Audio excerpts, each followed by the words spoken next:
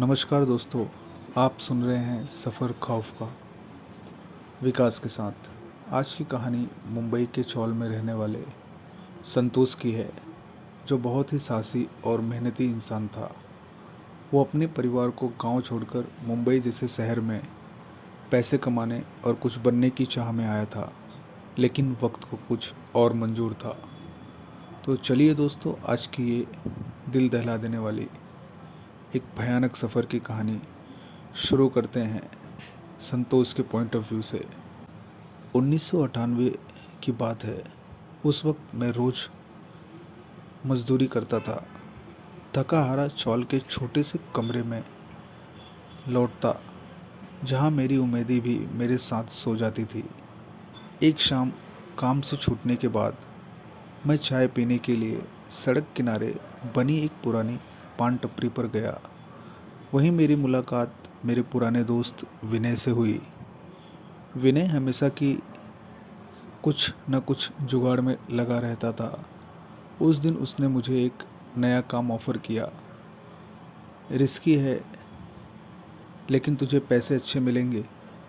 बस दिन में 4 डिलीवरी करनी होगी। हर एक डिलीवरी में 500 रुपये मिलेंगे। बस एक छोटी सी बात है, डिलीवरी अल्कोहल की होगी। मैं कुछ पल के लिए सोच में पड़ गया। कानून के खिलाफ काम, जेल का खौफ, लेकिन दूसरी तरफ घर का खर्चा। सोचा, मैं अब भी तो एक कैद की ही ज़िंदगी जी रहा हूँ। और मैंने विनय का हाथ थाम लिया। काम शुरू हो गया। रात के अंधेरे में डिलीवरी करना, पुलिस की नज़रों से बचकर निकलना, सब कुछ ठीक चला कुछ महीने तक। रूटीन बन गया था। लेकिन फिर एक रात विनय ने एक नया लोकेशन दिया। आज से एक नई जगह पर डिलीवरी करनी है, पाइपलाइन के रास्ते से जाना होगा। उस रात कुछ अलग था। हवा में एक अजीब सी सर्दी थी, जैसे कोई मेरी रूह तक उतर रही हो। साइकिल के पीछे अल्कोहल से भरी पोटली बांधकर मैं निकल पड़ा। सर्विस रोड पर सिर्फ एक डीम लाइट थी और झिंगुरों की आवाज़ जैसे किसी पुरानी कहानी के राज कह रही थी। जैसे ही मैं पाइपलाइन वाले रास्ते पर आया, एक सड़ी हुई गंध मेरी नाक में घुस गई। दूर दूर तक कोई नहीं था, बस सन्नाटा, अंधेरा और हवा के चलने की आवाज़ सुनाई दे रही थी।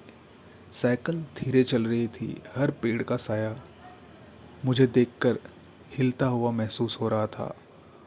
पाइपलाइन के बीच बना एक छोटा सा पुल था। जैसे ही मैंने पुल को पार किया, मैं साइकिल से उतर गया टॉयलेट करने के लिए। और तब मेरी ज़िंदगी का सबसे डरावना पल शुरू हुआ। अंधेरे में मुझे एक आदमी दिखाई दिया, लेकिन उसका सिर ही नहीं था। एकदम मेरे सामने उसकी गर्दन से खून टपक रहा था। मेरा शरीर जहाँ था वहीं जम गया।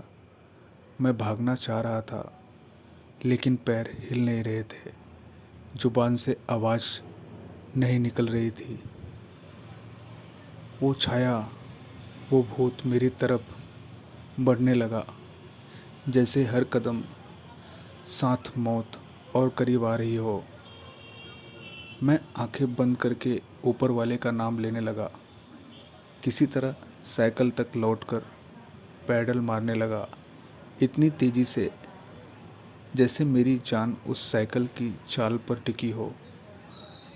बहुत देर तक भागने के बाद एक वक्त आया जब मुझे दूर से लाइट दिखाई दी।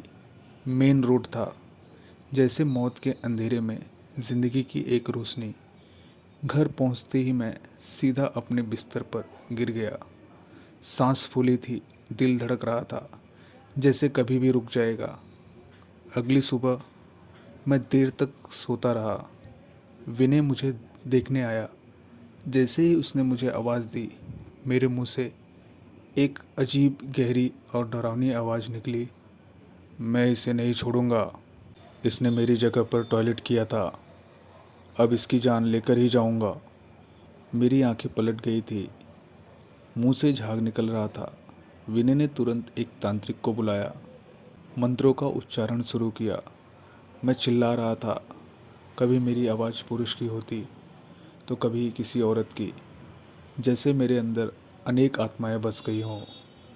तांत्रिक ने कहा, ये जगह पहले एक श्रमिक की थी। पाइपलाइन के काम के दौरान उसका सिर एक दुर्घटना में कट गया था। तब से उसकी आत्मा वहीं भटक रही है, और जिस किसी ने भी उस जगह की पवित्रता भंग की, उसका अंतिम समय निश्चित हो गया। झाड़ फूक के बाद तांत्रिक ने मेरे गले में एक ताबीज बांधा। धीरे धीरे मेरा शरीर शांत हुआ, आंखें बंद हुई, सांसें नॉर्मल हो गई। तब से मैं एक नई ज़िंदगी जी रहा हूँ। लेकिन वो डर, वो अनजानी सी असुरक्षा आज भी मेरे साथ है। आज भी जब कभी मैं किसी सुनसान जगह पर होता हूँ या टॉयलेट जाने की ज़रूरत पड़ती है, तो मेरी रगों में वही ठंडक दौड़ जाती है।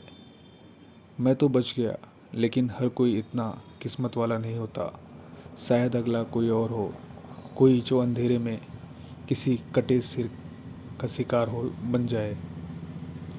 तो दोस्तों, अगर आप भी कभी किसी सुनसान जगह पर जाएं तो याद रखें, शायद कोई आत्मा अपने अपमान का बदला लेने के लिए आपका इंतज़ार कर रही हो। अगर मेरी कहानी पसंद आई हो तो चैनल को ज़रूर सब्सक्राइब करें, लाइक करें और शेयर करें। मिलते हैं अगले एपिसोड में एक नए डर के साथ। तब तक के लिए जय हिंद।